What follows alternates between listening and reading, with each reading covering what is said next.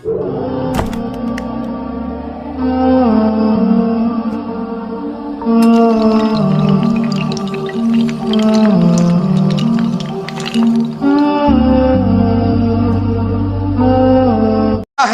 کی میں تشریح کرنے کے لیے یہاں دو مثالیں آپ کو دیتا ہوں، اور وہ یہ ہے کہ آئیے طبرانی شریف دیکھیں آپ، یہ ہے معجم الاوسط، دیکھ بھی لیں، میں سارے اوریجنل کتابوں کے حوالے دیتا ہوں، میں بار بار کہتا ہوں کہ ہم پی ڈی ایف کے حوالے نہیں دیتے، اوریجنل رکھتے ہیں تو بات کرتے ہیں۔ یہ ہے طبرانی معجم الاوسط، آئیے جلد نمبر اس کی 3 ہے، صفحہ نمبر 343، حدیث نمبر 3348۔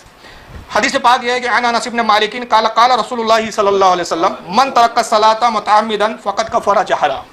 حضرت انس بن مالک رضی اللہ تعالیٰ نے روایت کرتے اور کہتے ہیں کہ اللہ کے رسول صلی اللہ تعالی وسلم نے ارشاد فرمایا کہ جس نے جان بوجھ کر ایک وقت کی نماز چھوڑی اس نے کھلا ہوا کفر کیا۔ اللہ اکبر، اللہ اکبر۔ اس نے کیا کیا؟ کھلا کفر کیا۔ ایک وقت کی اگر کسی نے نماز چھوڑ دی، 5 وقت کی نماز ہوتی ہے، مثلا فجر ہی چھوڑ گئی کسی کی، اٹھا ہی نہیں نیند سے، نہیں بیداری نہیں ہو پائے جناب، تو وہ کیا ہو گیا؟ کافر ہو گیا، سو رہا تھا، سوتے سوتے ہی کافر ہو گیا۔ حدیث یہی بتا رہی ہے۔ اس حدیث کو امام منذری نے بھی لکھا ہے الترغیب والترہیب، حدیث نمبر 834۔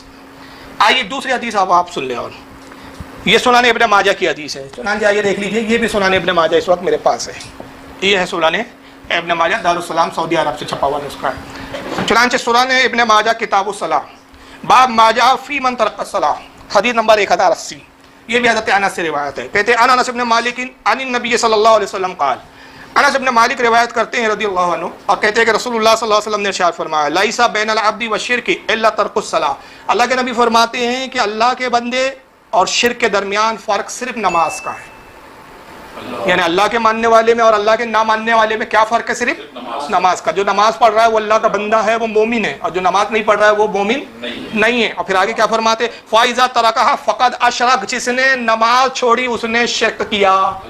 ابھی بت کو تو پوجا ہی نہیں ہے، بت کو اس نے پوجا، لیکن اللہ کے رسول کہہ رہے ہیں وہ مشرک ہو گیا۔ اب اس حدیث کے بارے میں آپ کیا کہیں گے؟ تو پہلے اس کے 3 میں آپ کو 4 جواب دے دیتا ہوں کہ اس حدیث کو سمجھنا ہے۔ تو پہلا یہ کہ سب سے پہلے تو یہ حدیث ضعیف ہے، یہ حدیث ضعیف ہے، دونوں حدیثیں ضعیف ہے۔ اور جس حدیث میں بڑے شدت کے ساتھ کہا گیا کہ جس نے نماز چھوڑی گویا اس نے شرک کیا، اس کا ایک راوی ہے یزید بن ابان الرقاشی، اس کے بارے میں محدثین کہتے ہیں کہ یہ سخت ترین ضعیف راوی ہے، چھوٹا موٹا بھی نہیں بلکہ سخت ترین ضعیف راوی ہے۔ لیکن چلیے ابھی ہم اس پر بحث نہیں کر رہے کہ حدیث ضعیف ہے یا غیر ضعیف ہے، ہو سکتا ہے کہ دوسری سندوں سے یہ حدیث صحیح روایت سے بھی آ گئی ہو۔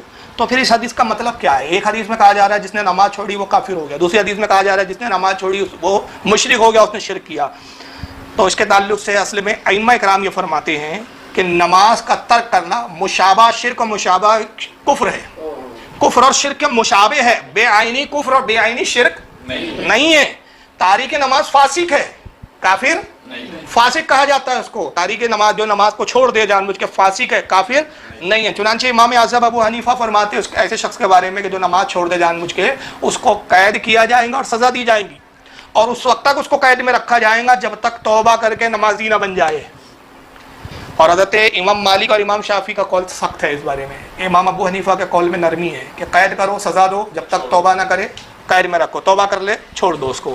لیکن امام مالک اور امام شافعی کیا کہتے ہیں؟ اس کو سزا بھی دی جائے گی، قید بھی کیا جائے گا، اور توبہ کی مہلت دی جائے گی۔ توبہ کر لیا ٹھیک، توبہ سے انکار کیا تو قتل کر دیا جائے گا، توبہ کیا تو چھوڑ دیا جائے گا، اور توبہ نہیں کیا تو قتل کر دیا جائے گا۔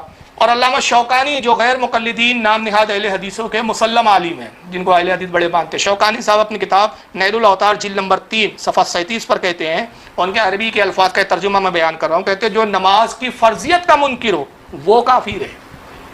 کافر کون ہے؟ جو نماز کی فرضیت کا انکار کرے، جو کہ میں نماز کو فرضی نہیں مانتا، وہ کافر ہے۔ اور جو نماز کو فرض تو جانتا ہے، شامات اعمال کی بنا پہ چھوڑتا ہے، تو اس کو فاسق کہا جائے گا، اس کو کافر نہیں کہا جائے گا۔ یہ تشریحات اگر آپ تسلیم نہ کریں، آپ اس کو سمجھے، اگر آپ کہیں کہ نہیں صاحب حدیث میں یہ آ گیا کہ شرک کیا نماز چھوڑنے والے نے اور کفر کیا، تو ہم مشرک بھی سمجھیں گے، کافر بھی سمجھیں گے، تو پھر خدا کی قسم روئے زمین پر کسی کا نکاح حلال نہیں ہے۔ کوئی پھر دعویٰ نہیں کر سکتا کہ میں حلالی ہوں۔ وجہ کیا ہے؟ آپ پکے نمازی ہوں گے، آپ کے ابا تھے کیا؟ گارنٹی ہے کہ ایک وقت کی بھی نماز کبھی نہیں چھوڑے آپ کے ابا جان نے؟ چلو مان لیا کہ آپ کے ابا بڑے پکے تھے، بھائی ایک وقت کی نماز نہیں چھوڑی، جس دن سے بالغ ہوئے اس دن سے لے کر مرنے کے بستر تک انہوں نے نماز پڑھی۔ دادا کے بارے میں آپ کیا گارنٹی لے سکتے ہیں؟ تو اب اگر دادا نے ایک وقت کی بھی نماز چھوڑ دی آپ کے تو وہ ہو گئے مشرک، نکاح حلال نہیں مشرک کا، مشرک کے اب جب نکاح حلال نہیں، نکاح ٹوٹ گیا، شرک کر لیا نماز چھوڑ کے، تو آپ کے ابا پھر کیا ہوئے؟ میں نہیں کہتا، آپ سمجھ لیں حلال ہی نہیں ہوئے، پھر ولید الزنا ہوئے نا، پھر وہ تو ایک بھی حلال ہی نہیں کہلائے گا، کسی کے نکاح حلال نہیں مانے جائیں گے، کسی کا زبیہ صحیح نہیں مانا جائے گا، وہ سارے چونکہ بھائی مشرک اور کافر کے بھی جتنے احکام ہیں سب نافذ ہوتے جائیں گے۔ اس تعلق سے امام شافعی رحمۃ اللہ علیہ کا اور امام احمد بن حنبل کا واقعہ بھی بڑا پیارا ہے، یہ حدیث کو بڑے اچھے سے واضح کیا انہوں نے۔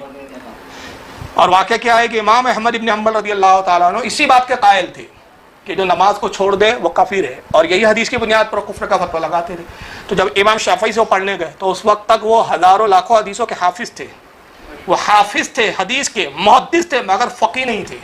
تو فقیہ اور ہوتا ہے، محدث اور ہوتا ہے۔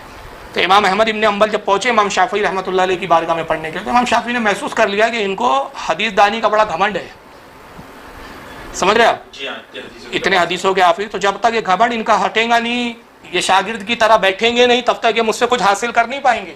تو ان کا گھمنڈ دور کرنے کے لیے کہ تم اتنے حدیث جاننے کے بعد بھی فقیہ کے مقابلے میں تمہاری حیثیت کیا ہے، یہ ظاہر کرنے کے لیے ایک مرتبہ امام شافعی پوچھتے ہیں احمد بن حنبل یہ بتاؤ جو نماز چھوڑ دے اس کے بارے میں تمہارا کیا فتویٰ ہے؟ تو امام احمد بن حنبل نے وہی کہا کہ وہ کافر ہے۔ کہا کہ دلیل کیا ہے؟ تو انہوں نے یہی حدیث سنا دی، من ترک الصلاۃ متعمدا فقد کفر، کہ جس نے جان بوجھ کر نماز چھوڑی وہ کافر ہو گیا۔ اور یہ طبرانی کی جو میں نے معجم الاوسط کی حدیث میں ایک جملہ تھا، فقط کفر جہرا، کھلا ہوا کافر ہے، پوشیدہ نہیں بلکہ کھلا ہوا، ڈنکے کے چوٹ پہ کہا جا رہا ہے کہ کافر ہے وہ شخص۔ تو اب یہ انہوں نے حدیث سنا دی امام احمد ابن حنبل نے۔ تو امام شافعی کہتے ہیں اچھا احمد ابن حنبل یہ بتاؤ کہ ایک شخص سے نماز چھوٹ گئی، تو نماز چھوڑنے کی بنیاد پر کافر ہو گیا، جان بوجھ کر ہی چھوڑی، کوتاہی کی اور نماز کو قضا کر دیا، چھوڑ دیا۔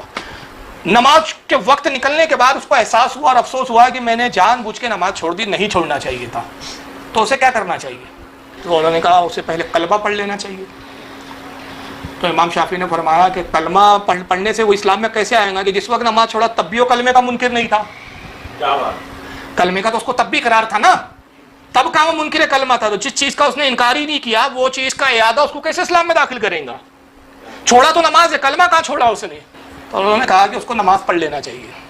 تو امام شافعی نے کہا کہ اس کی نماز کیسے قبول ہوگی کہ جب نماز چھوڑ کر وہ کافر ہو گیا، تو کافر کی نماز کیسے قبول ہوگی؟ کیا بات ہے، واہ بھائی واہ، سبحان اللہ، بہت بھائی ابھی تو حالت کفر میں ہے نا، تو وہ کافر کی نماز اس کی کیسے ہوگی؟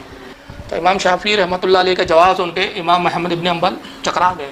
انہوں نے کہا حضور پھر اس حدیث کا مطلب کیا ہے؟ کہا مطلب یہی ہے کہ اس نے کافروں جیسا کام کیا، کافر نہیں ہوا۔ کیا بات، بہت یہ دو حدیثیں میں نے دی۔